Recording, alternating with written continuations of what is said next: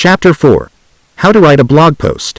In the previous chapter you have got the idea of what to write for some particular topic. Now here, you'll see how to write the blog post. What is blog post?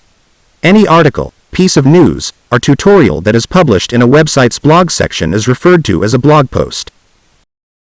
A blog post often covers a specific topic or query, is instructional in nature, contains multiple media types such as pictures, videos, infographics, and interactive charts, and varies from 600 to 2,000 plus words. To become a strong writer, it requires time, effort, and practice. However, if you want to learn how to create a blog post that will attract new readers, and keep your current ones engaged, you can get started, and make big progress right now. I'm not ashamed to say that I made a lot of blunders when I initially started learning how to establish a blog. You can learn from my mistakes, so that you don't make the same ones when you start your own blog. This course was developed to help a complete newbie learn how to blog quickly and easily. So, whether you're 8 or 88, you can start your own blog in a matter of minutes. Step 1. First, give awesome introduction about your topic. Step 2. You already decided what you want to write about. Example. In Chapter 3, note down all the points. Keep them in proper format, like subtopics, and apply. Example. For your blog article, main heading is, How to Grow Tomatoes at Home from Seeds. For introduction. First, grab the reader's attention. The reader will stop reading if you lose them in the first few paragraphs or even phrases of the introduction. Then, explain what your post's purpose is and how it will help the reader with an issue they might be having. This will encourage the reader to keep reading by demonstrating how the content will benefit them at work or in their personal lives. Introduction. Do you want to start from the ground up and grow a tomato plant? You can produce several different tomato plants in your garden using only the healthy, ripe tomatoes you probably already have in your fruit bowl. You may learn how to grow a tomato plant from seed by following some basic methods, whether you buy pre-packaged seeds or ferment your own. Subtopic 1. Buy seeds or choose seeds from a tomato. Seeds can be purchased from seed exchange websites, local nurseries, or other gardeners. Seeds can also be purchased at a department store's garden area. If you want to collect seeds from a plant, at least one tomato from that plant is required. Ascertain that the tomato was cultivated from an heirloom or open-pollinated seed. Subtopic 2. Soak the tomato seeds in water for 12 to 15 hours. Soaking tomato seeds before planting or sprouting them on a damp paper towel can help boost the rate of successful germination, resulting in more healthy plants in your garden. If you want to soak seeds before planting or use the paper towel method, follow these steps. To soften the hull of the seeds and assist the sprout break the seal, soak them in warm water the night before you want to plant them. Tomato seeds don't need to be pre-soaked in most cases, but if you're having difficulties germination, it's worth a go. For tomato seeds, the damp paper towel approach is more widely utilized. Subtopic 3. Prepare the soil mixture. All of the ingredients that plants require to thrive are stored in the soil: nutrients, organic matter, air, and water. Plant roots are also supported by soil. Soil can be improved each year, and will continue to grow plants indefinitely if properly prepared and cared for. Soil that hasn't been properly cared for will soon be suitable exclusively for the growth of weeds.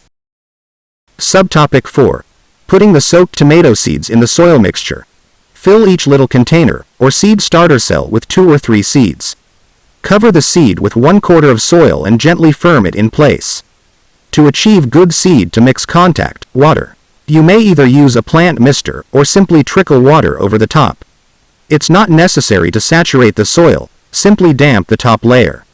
Water at least once a day to soil to keep the top layer of the soil evenly moist. Simultaneously, good drainage from the container is also very important to avoid root rot. Check the pots on a daily basis. Remove the covering as soon as you notice sprouts and set the pots in a sunny window or under grow lights, keeping the lights just an inch or 2 above the plant's tops. After 4 to 7 days, slowly small plants coming out from seeds. Move the seedlings into full daylight or under grow lights once they have germinated. You can start watering less regularly after you detect sprouts. Too much water, which rots the roots, kills more plants than too little water, so water sparingly once the plants sprout. The plants will develop quickly after they emerge from the soil. Tomato seedling size will increase in 4 to 6 weeks. Subtopic 5. Now it's time to transplant them into the outside garden. During the transplanting process, try not to disturb the roots. When you cover the plant with soil, set the transplants deep enough so that the soil meets the first set of new leaves. Lightly pat the planted area. Make sure all of the leaves that are at or below the soil level are removed. Diseases can be contracted by tomatoes when their leaves come into touch with the soil. Subtopic 6. We have to give healthy drinks, or compost, to the plant at least once a week. Fish meal, chicken manure, or a pre-mixed low nitrogen or high phosphorus organic fertilizer can be used to fertilize the plants. After that, thoroughly water the plants. Each week, you'll have to repeat the fertilizing process. Subtopic 7. Fruit should appear about 60 to 70 days after transplanting. Within 65 to 70 days of transplanting, the fruit will begin to appear. Unripe tomatoes are softer than fully ripe tomatoes. Each tomato variety's ripeness differs as well. Grasp the fruit in your palm, and pull it away from the stem gently.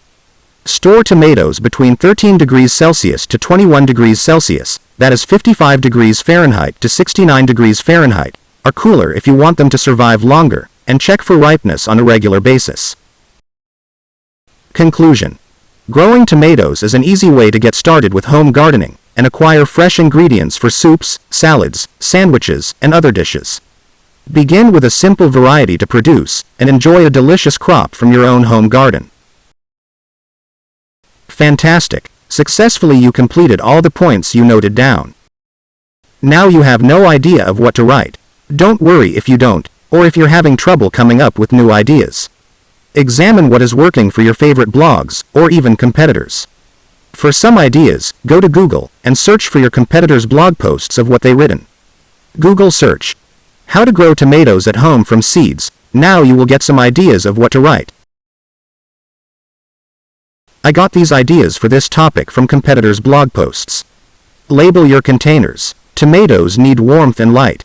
Solving common tomato plant problems. I noted down all the above points.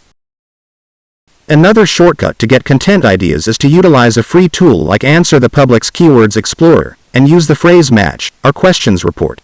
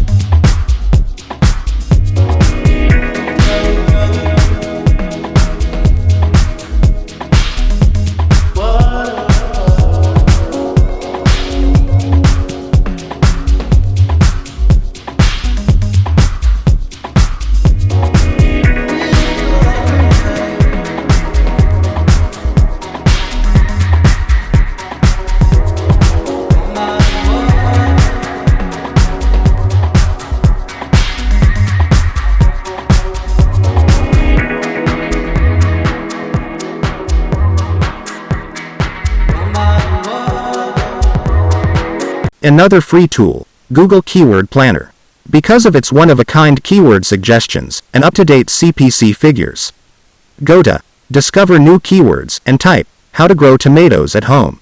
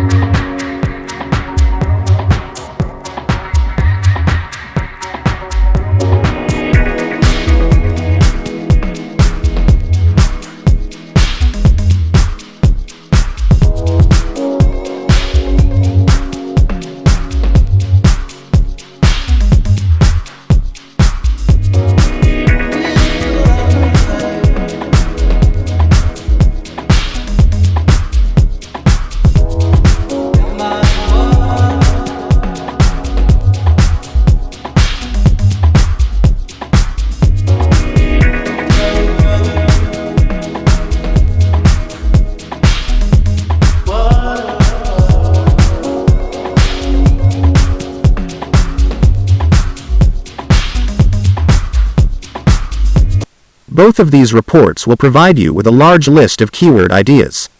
All you have to do now is make a list of all the topics that interest you. I got some more ideas for this topic from the above keywords explorers. How to store harvested tomatoes for larger period. Tips for the soil mix. Precautions to take to avoid tomato plant diseases. How to select tomato seeds. Equipments or tools need for plantation. I noted down all the above points. Now we prepare content for the above subtopics and add to the blog post in proper places. It's that much easy to create the blog post.